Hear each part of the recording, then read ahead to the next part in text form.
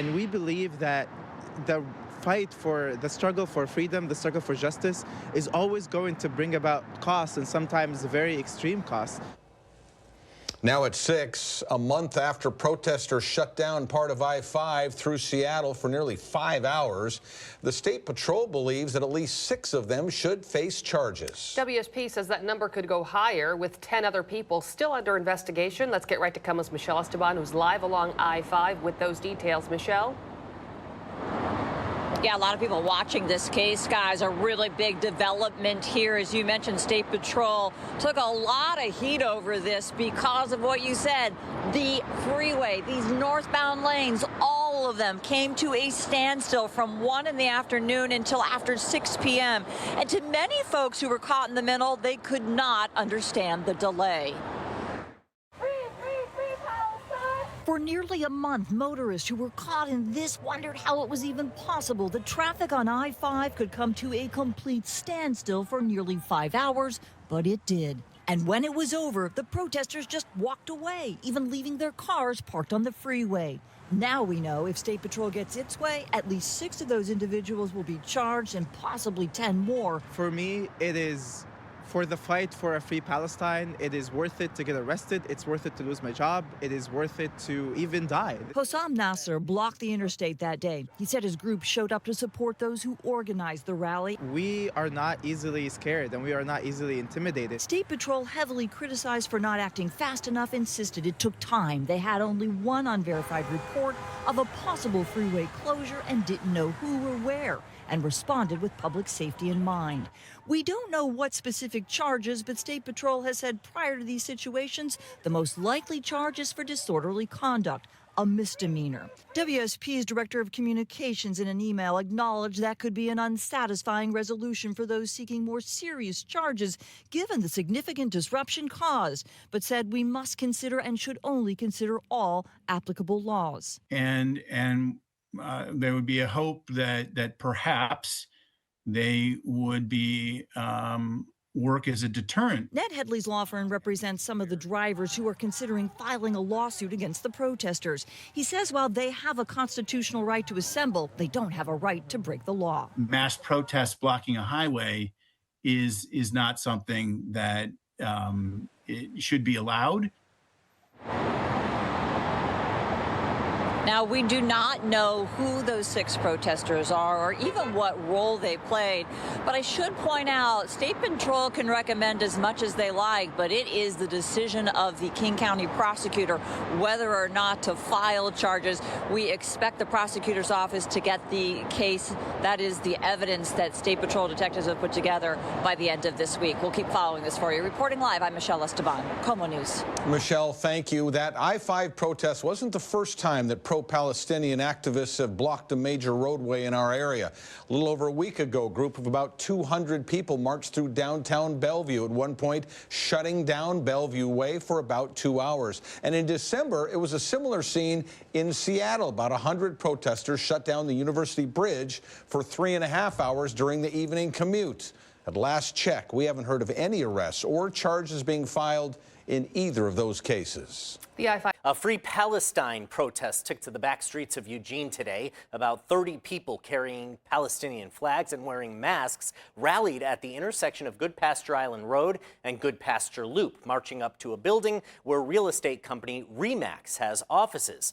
The protesters claimed RE/MAX was involved in illegal land sales, loudly chanting and singing outside the building. Eugene police were on the scene, making sure none of the protesters entered or vandalized the building.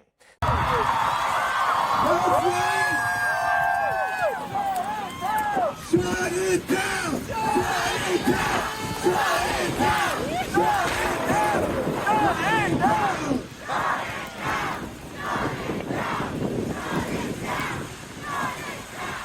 It's amazing! If you're going to take a look over there, do the stay tight, stay together. This is breaking news on 2 News at 10.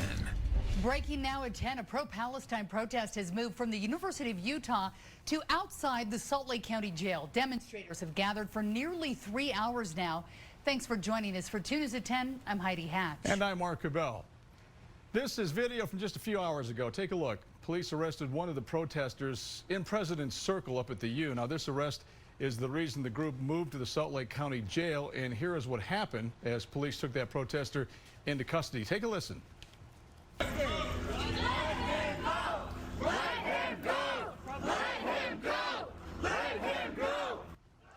The university tells us this person was arrested based on 3 charges from yesterday, along with a charge of resisting arrest today. Yeah, we have team coverage for you tonight. We begin with Jim Spiewak, who's live outside the Salt Lake County Metro Jail tonight, where they're demanding the release of that protester. Jim, what's happening there tonight? Well, it's pretty quiet out here right now. We got here between 6:30 and 7 o'clock when there were only a couple protesters, but it quickly grew, by our estimation, to a couple hundred. Go ahead and take a look over our shoulder right here. There's maybe 24 or so protesters that are going to wait out here until one of their key leaders in this protest movement gets released from jail. They're saying that was the person that was arrested earlier today. Let's go ahead and show you some video from this protest from a little bit earlier. Again, by our estimation, at least a couple hundred people out here.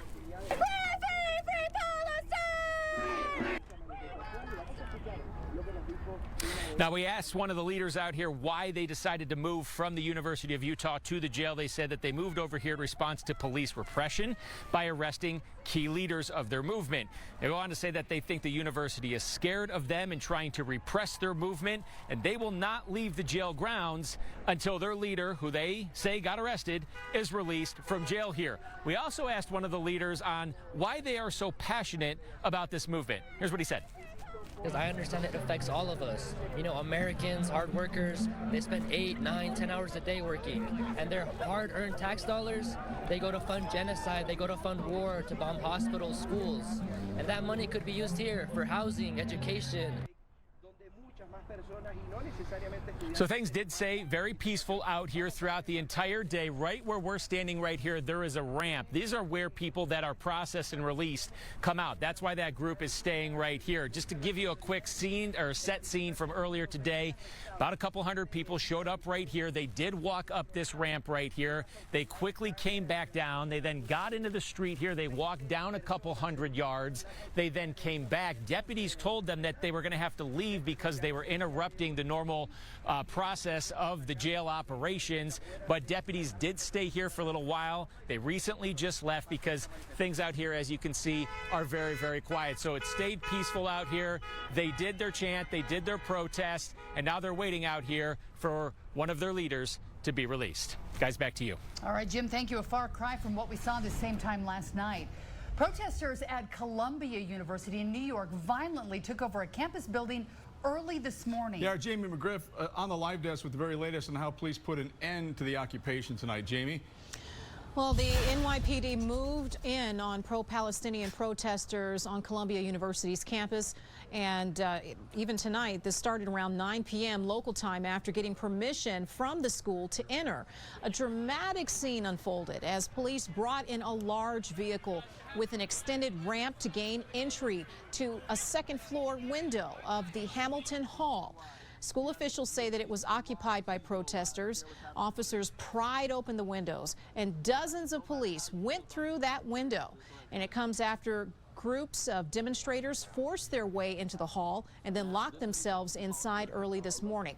Little history note here. Back in 1968, this building was occupied by anti-Vietnam War protesters. Now, there were reports of arrests being made. Footage coming in the last few hours, what you're looking at right now, showing buses leaving campus with protesters on board. Columbia warned students on campus to shelter in place for your safety amid the heightened police presence. And New York City Mayor Eric Adams says there are serious public safety concerns at the university, and that's why he is asking those who are protesting the war in Gaza to leave the area.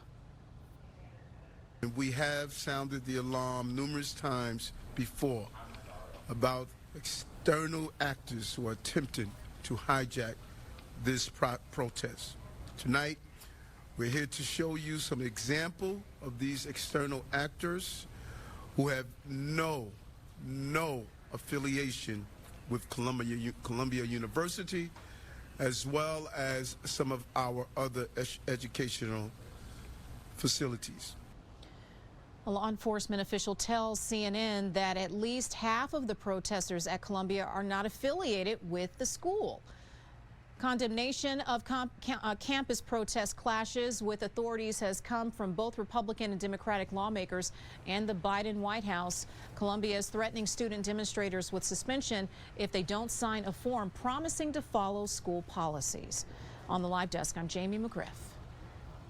All right, Jamie, thank you very much. Meanwhile, the student-led protests are demanding the University of Utah divest itself from Israel. But does a Utah state law prevent that from happening? Ariel Harrison live tonight from a much quieter University of Utah tonight to explain. Ariel.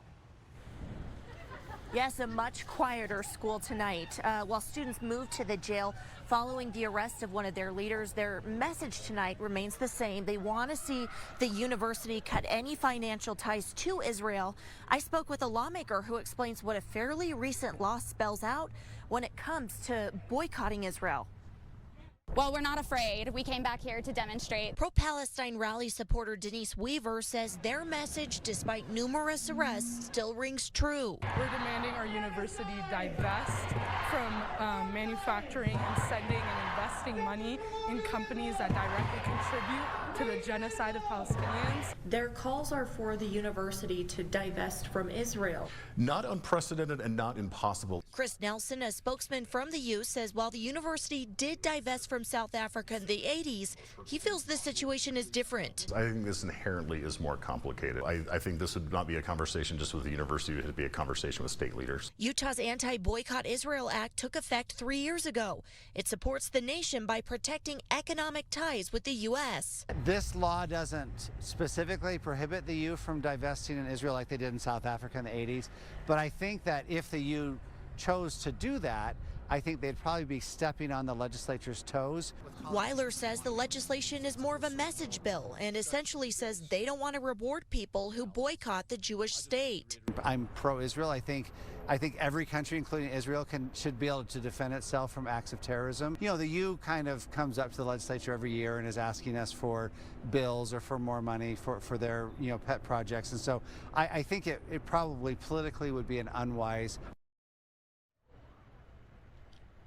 Now, coming back out here live, the spokesman confirmed that the U has just over $1.5 billion in investment funds. Students involved in these particular protests we've been covering the last couple of days here at the university and now tonight at the jail, they would like to see those funds unaffiliated with Israel completely. Reporting live from University of Utah, Ariel Harrison, KUTV2 News. Good evening, I'm John Purvis. CBS 4 On Your Side has obtained a body cam video from last week's police response to the pro-Palestinian protest at NMSU that led to the arrest of nearly a dozen people. CBS 4 at 10's Ariana Pata is in Las Cruces tonight to show you the video and break down what happened as police made arrests. Well, it's been exactly 1 week since police arrested 11 pro-Palestinian demonstrators who performed a sit-in right here on campus. Now, we did get body camera video today, and it's over 2 hours long. After sifting through the video, we compiled the most confrontational, which shows one man allegedly spitting at an officer. Go ahead and take a look. In this body camera video, you can see Michael Garcia banging on the doors of the Hadley Administration building on NMSU campus. And as Sergeant Tristano goes back into the building, you can both see and hear Garcia allegedly spitting towards Tristano. It happens fast, so let's slow it down. The door opens, and on the right side of your screen, you can see the spit fly, prompting Tristano to take Garcia to the ground and handcuff him. You can see Garcia then carried by 4 officers to the police unit. Garcia now is facing 3 charges, and that was just one of the 11 arrests made. But moments before, we are not here to infringe on your First Amendment rights and freedom of speech. It's just now that after 5 o'clock in this business, or this building, we've got to ask you guys to leave. Officers are seen asking protesters to leave the building that had been closed for an hour, issuing one final warning.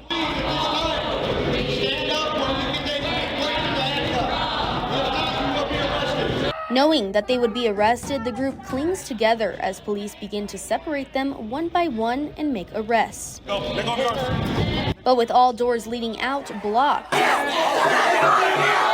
by outside protesters, Units are going to transport are now all tied up with 4 units on this side. To get them out, we can.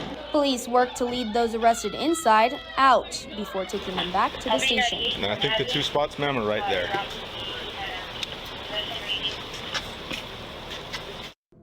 NMSU officials say that of the 11 people arrested, only 5 of them were enrolled at the university. Meantime, the encampment that was located here on campus appears to be gone. Reporting in Las Cruces, Ariana Parra, CBS 4 at 10. Well, the thing is that this is a riot. It's time to start really doing something. This is not working. This is just pissing people off. New at 10 o'clock tonight, we're getting a glimpse of exactly what happened during last month's pro-Palestinian protests on UT Austin's campus. From the point of law enforcement, we've obtained body camera footage from several troopers on the ground showing the events that unfolded April 24th. It's a story you'll see first on CBS Austin. Abigail Velez joins us live tonight after spending the day going through all of that footage and speaking with people who have watched the same videos but have different interpretations of what they saw. Abigail, what are they telling you tonight? Well, Walt, I spoke to a law enforcement advocate and a member of UT Austin's Palestinian Solidarity Committee. Both tell me that watching that body camera footage is difficult because it was a tough moment for everyone involved. But that was about the only thing that they agreed on. One tells me that the force used by law enforcement was justified, while another tells me it was excessive. For the first time, we're getting a closer look at what happened at the University of Texas at Austin on April 24th. It was the first day of pro-Palestinian protests on campus, with the demonstrations lasting more than 5 hours, eventually leading to the arrest of at least 34 people. Get up! Why am I being arrested? In an open records request, CBS Austin obtained body camera footage from the Texas Department of Public Safety troopers who responded to the protests. When are y'all going to call this a riot? I don't make that call. Huh? Yeah, I don't even make that call. Okay, well, it is. Many have described the scene as chaotic, out of control, and violent. Reviewing the footage is bringing back the heightened emotions from that time. At least that's what Dennis Ferris and Adam say as I sat with them and watched the videos. It's quite ridiculous. I wish none of this had happened. Dennis is the president of the Austin Police Retired Officers Association. He spent most of his life working as an APD officer and says he watched this footage from his perspective as a policeman. They're going in there to basically pull them out of the crowd and make the arrest. And the initial thing you see is some of them resisting. The easiest way to control somebody is to get control of their hands and their legs. Even if you don't feel like an arrest is lawful, you can't resist it. Overall, Dennis says the law enforcement presence was justified. I don't see excessive force here. But it's a different story for Adam, a member of UT Austin's Palestinian Solidarity Committee. Clear video evidence submitted by the DPS is the DPS officers themselves, who are clearly agitating a peaceful protest by forcefully arresting students. In this video, you can see Texas DPS using their batons to push back on protesters, something Adam remembers clearly from that day. These students clearly are not doing anything wrong. They're simply standing there and they're getting pushed away. They have a right to assemble on campus, and that's clearly being violated right here. But for Adam, this runs deeper than law enforcement response. He's focused on the purpose of the protest that day. This tells me that these state troopers, our governor, our president at this university is more invested in the state of Israel than he is with the welfare of his own students. This demonstrates that perfectly. Now, in total, about 130 people have been arrested at pro-Palestinian protests that have taken place all over Austin just within the last few weeks. Now, in a statement on April 24th, Texas DPS said they responded to the campus, quote, at the request of the university and under the direction of Governor Greg Abbott in order to prevent unlawful assembly and support UT police in maintaining peace. Reporting live in Austin, Abigail Velez, CBS Austin News.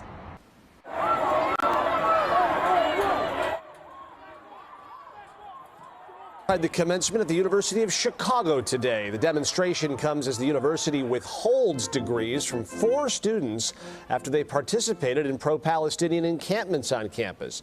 The university confirms 1 person was arrested. CBS 2's Darius Johnson is live in the control room with the tension that kicked up once again there on campus. Darius? Hey there, Chris. Good evening. We saw tensions on campus nearly 4 weeks ago when a pro-Palestinian encampment was dismantled in the early morning hours. Today's protest was a result of that and the university's decision to withhold degrees from 4 students who have expressed their support for Gaza. Shame on you! Protests flaring at the University of Chicago once again. During the graduation ceremony, students walked out. Outside the ceremony, pro-Palestinian protesters tried to access a blocked street and were met by police. The university says a small number of protesters acted violently, and 1 protester unaffiliated with the university was arrested. All of this as the university withheld the degrees of 4 students, including Youssef Haswa. They're claiming I may have been involved in the encampment, that I may have been disruptive, yet there's nothing substantial that they've shown us. They haven't shown us any of the complaints. They haven't told us the exact statue that we've disrupted. He and the other 3 were allowed to walk, but they were not granted their degrees. The university says it's because they've received multiple complaints about the encampment and its disruptive conduct. Now a policy and conduct investigation is underway for the 4 students. I was expecting to go on with my job hunt and have opportunities now that I'm a graduate of one of the world's most elite institutions, and now I'm none of that. And I don't think any of that will happen. Haswa was among hundreds during the 8 days of the pro-Palestinian encampment, and on the day it was dismantled, May 7th, he was front and center, a decision he said he does not regret as he stands with the students in Gaza. I have no regrets. I'll do this over and over again if I have to. I will complete every credit hour again. I will do my last final and still be told that I won't get my diploma and still do it all over again. These 4 years mean nothing to me if I'm not standing for Palestine and not actively telling the university that their investments are wrong. The 4 students are still calling for the university to disclose and divest from companies with ties to Israel. We know thousands of students and faculty members have signed a petition calling on the university to grant the 4 students their degrees. As for the university, for that 1 person who was arrested, they're currently seeking battery charges, and that protester was not a student or a staff member. That's the very latest in the control room tonight. I'm Darius Johnson. Chris, back to you in studio. Okay, Darius, thanks very much.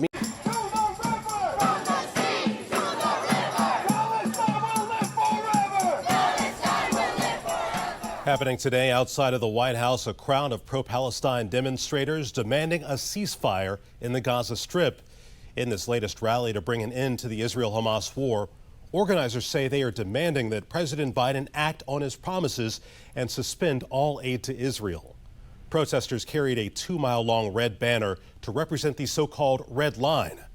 Now, today marks month 8 of the war. Observers say it cost the lives of over 36,000 Palestinian people, including over 15,000 children.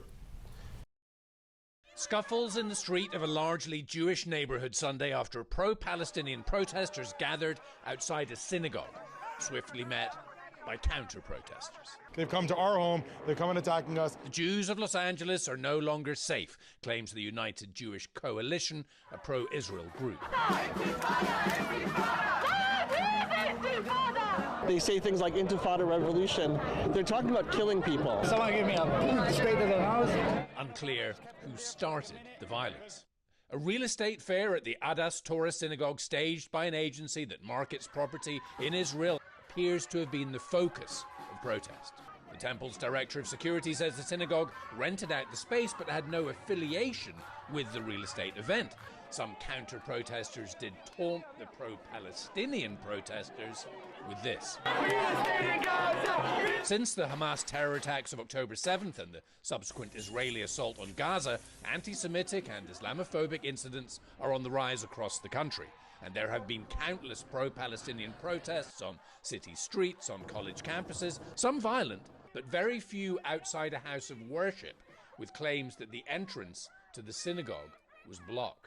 LA Mayor Karen Bass called this violence abhorrent. President Joe Biden tweeted, "Intimidating Jewish congregants is dangerous, unconscionable, anti-Semitic, and un-American. I don't think the Jewish people will go in front of a mosque or Christian people go in front of a mosque do such a thing. Meant to be intimidating. Yeah, disruptive for sure. This is intimidating. Jews say they feel intimidated here, where they live.